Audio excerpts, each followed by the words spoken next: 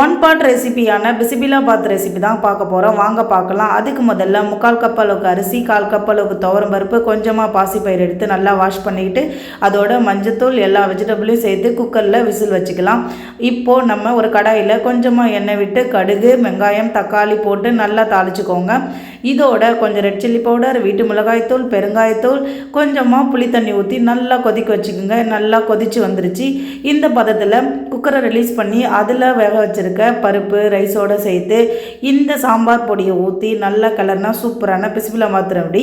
இப்போது தாளிப்பு தாங்க முக்கியம். கொஞ்சம் கருவேப்பிலை, பெருங்காயத்தூள், பெப்பரு, மிளகாய் எல்லாத்தையும் சேர்த்து நல்லா வறுத்து கொட்டினா சூப்பரான டேஸ்டியான பிசிபிலாபாத் ரெடி.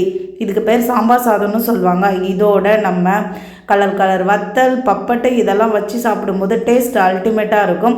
கஷ்டப்பட்டு சாம்பார் தனியாக ரைஸ் தனியாக கொடுத்தனுச்சாலும் பிள்ளைங்க எல்லாருமே வெஜிடபிளை ஒதுக்கிடுவாங்க. இந்த மாதிரி செய்யும்போது எந்த வெஜிடபிளையும் ஒதுக்காமல் சத்தாகவும் இருக்கும். தேங்க்ஸ் ஃபார் வாட்சிங்.